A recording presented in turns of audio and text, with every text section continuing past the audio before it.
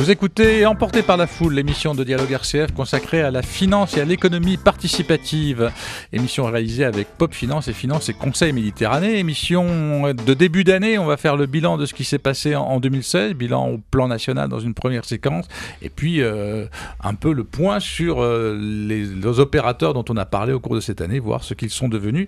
Et on le voit avec Patrick Lecamus de Pop Finance.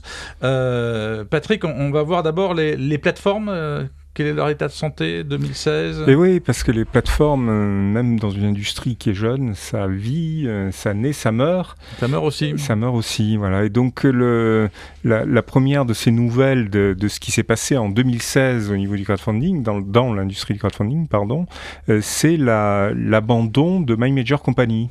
Ah alors, oui, quand My même. Major Company n'est pas morte, mais ça continue. C'est le label qui continue.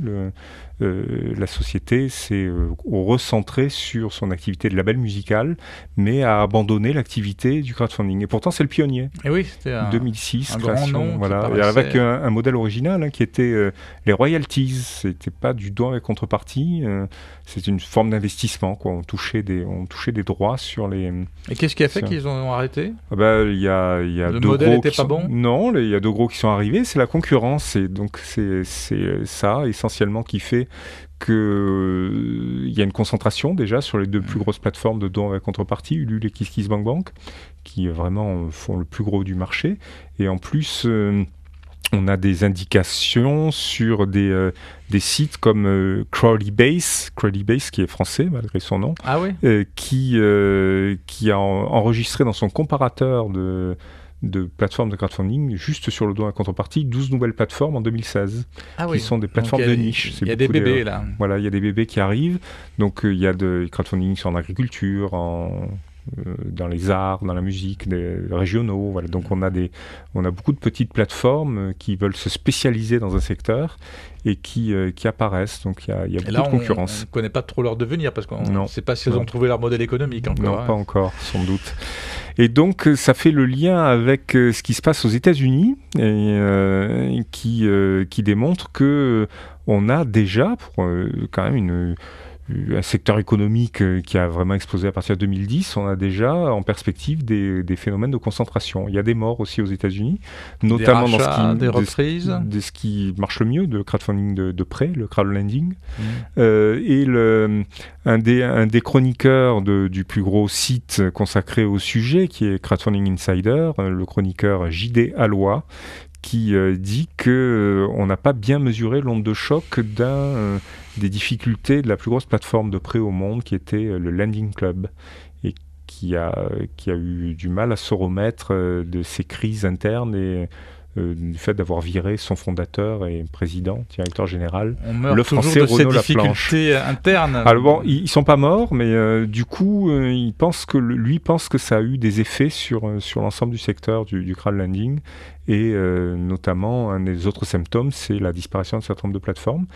Et du coup, il y a eu un phénomène aussi intéressant c'est la grande banque Goldman Sachs s'est lancée dans le crowdfunding. Ouais. Voilà. Plutôt que de racheter une plateforme existante, ils sont partis à zéro. Ah, carrément. Ils ont créé une plateforme. Donc il y a un concurrent majeur qui arrive sur le secteur. Grands opérateurs, oui. Ils pensent qu'on voit le début d'une restructuration et des phénomènes de concentration, alors que bon, il fait guère que 6 ans d'existence, c'est quand même pas énorme. Et oui, mais il faut des moyens pour chaque plateforme, donc c'est sûr qu'elles arrivent vite au bout de leurs ressources. Sans doute. Ouais. Voilà. Donc, l'agenda ? Alors non, juste avant, on va revenir un peu sur ce qui s'est passé en France. Il y a sur le don avec contrepartie, il y a beaucoup plus de success stories que je ne pensais. Je pensais que quand il y avait tout d'un coup quelqu'un qui demandait 40 000 euros et qui arrivait à 400 000, c'était plutôt rare. Maintenant, là, il y en a plusieurs, parce que toujours le même site, Crowdybase, en recense au moins 10. Il recense que les 10 premiers. Enfin, il fait un article pour recenser que les 10 premiers, les 10 premières success stories, qui sont quasiment toutes chez donc les deux plus gros, Ulule et KissKissBankBank. Il y a une petite exception avec Hello Asso, qui pas spécifiquement du crowdfunding, mais qui a rajouté le module crowdfunding à ses services pour les associations. Et donc, la plupart sont dans le domaine culturel. Les plus beaux succès, c'est la musique, la BD, les productions de films, les objets d'art. Ensuite, on a 3 projets dans la solidarité, et il y en a un dans le sport, un dans le jeu, et un dans le monde vestimentaire également, dans la mode, ouais, qui ont récolté plus de 150 000 euros. Dans la campagne, de 150 000 à 430 000 euros récoltés. Et donc le plus beau succès est pour un projet d'album pour Superflip, qui avait un album de BD ou un album de musique, un CD. C'est la production de leur prochain album donc ils avaient demandé 40 000 euros sur Ulule et ils en ont obtenu 427 000. Donc, ils n'ont plus besoin de travailler, là, c'est bien. Maintenant, il faut le faire, quand même. On a promis aux gens. Alors, cette fois, les news. Alors, dans les news, ça concerne toujours 2016, et c'est l'arrivée de Fleur Pellerin au conseil d'administration de KissKissBankBank. Ah oui, belle prise. Belle prise, avec Fleur Pellerin, qui avait été donc la première à modifier, à ministre élaborer. Qui avait bien compris ce qu'était le crowdfunding. Et donc, qui avait fait la première lot de réglementation qui avait été pris par ordonnance. Enfin, donc ça, c'est un détail. Mais c'était elle qui avait monté tout ça. Et donc, Vincent Ricordeau, un des cofondateurs, dit qu'elle le fait en toute amitié. Voilà, donc, c'est cool. Qu'elle ne sera pas rémunérée. Et donc, elle va nous aider. Elle va nous aider à identifier et à parler aux bons interlocuteurs et à prendre les bonnes décisions. On va faire le point sur les structures, associations, entreprises que nous avons reçues, et pour voir si effectivement le crowdfunding en 2016 pour les opérateurs régionaux, du moins ceux que l'on a rencontrés, ont pu lever des fonds. Donc on va les reprendre un à un, on y va? Alors oui, la liste est très très longue, donc on va essayer de ne pas ennuyer nos auditeurs avec cette proposition, parce qu'on a reçu déjà beaucoup de monde depuis mars l'année dernière, où on a commencé l'émission, et la plupart de ces campagnes de crowdfunding étaient effectivement des campagnes de crowdfunding de dons avec contrepartie, mais de manière assez étonnante, ça ne concernait pas que des projets associatifs, parce que la première personne qu'on avait reçue, c'était pour le développement d'une marque de bière à Aix-en-Provence, Aqua Maltae, qui a réussi à lever sous cette forme-là 15 000 euros. Donc c'est le cas de la deuxième qu'on a reçue, qui dans la mode. Dans la mode, la jeune mademoiselle Borelli, qui a fondé la maison Borelli, et qui a réussi à convaincre des personnes de donner 15 000 euros. Pour faire une mission et un développement au Japon. Oui, pour faire l'export, pour développer l'export. Incroyable. Pour aller participer à un salon. Mis dans les ressources export. Dans un salon, à Tokyo, donc pour participer à un salon et faire connaître sa marque au Japon. Donc on a des structures plus associatives, mais qui sont aussi des entreprises. Donc c'était la cantine du midi. Donc qui est à la Belle de Mai. À la Belle de Mai, qui a un très très beau projet qui fonctionne bien, qui nous a aidé dans l'organisation des 3e rencontres du crowdfunding, et qui a réussi à lever son premier palier. C'était une des campagnes où on peut faire des paliers et qui a atteint 10 000 euros quand même, toujours, pour développer une épicerie coopérative, participative, etc. Et donc on a eu le financement d'un CD pour l'ensemble vocal Callisto. Qui ont sorti un très beau CD. Très beau CD, toutes les nuits. Je fais partie des souscripteurs, donc c'est un très bon CD. Donc c'était 6 800 euros quand même récoltés. On a des très beaux succès où on a quasiment doublé la demande initiale. Christian Philibert qui a réalisé donc un film pour les 10 ans. Un film qui tourne un petit peu dans toutes les salles de la région, qui a sur Massalia Sound System. Donc là, il a récolté 38 000 euros. Plus que prévu, parce qu'il cherchait que 20 000 euros, c'est ça? C'est ça, il a eu 38 000. 38 000, donc une belle post-production.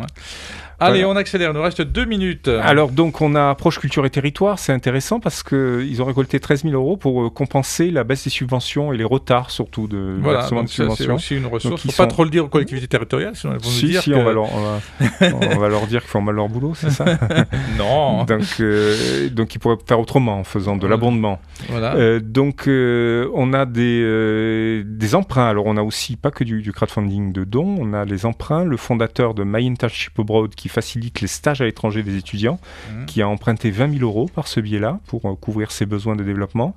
Alors là on a un semi-échec, on ne sait pas très bien si ça a pu se faire ou pas. On avait un réalisateur qui voulait faire un court-métrage sur notre navigateur, Christopher Pratt, et qui n'a pas atteint son objectif. Il visait 8005, il a eu 7000. 7000, on ne sait pas s'il les a pris pour finalement quand même faire son projet. Et on avait la première Never Ending Campaign, la campagne permanente, celle de l'incroyable anglais de Leeds, je crois, Edmund Platt, installé à Marseille. Oui, qui veut qu'on prenne chacun un déchet par jour pour nettoyer la ville. Nettoyer la ville. Et il a commencé, donc c'est une campagne qui ne se termine pas, qui est toujours en cours. Il a déjà atteint 10 000 €. Bien. Pour faire de l'éducation dans les écoles. Alors là, on va passer dans les projets lourds. Le film documentaire, c'était pas gagné quand on l'a reçu. Pascal Césaro. Oui, sur un sujet difficile. C'est un sujet très difficile sur la très très belle maison d'accompagnement à la fin de vie, la maison de Gardanne. Et il a obtenu ses 30 000 € pour faire la post-production. Pour faire la post-production de son film documentaire plutôt universitaire, de la documentation à long terme.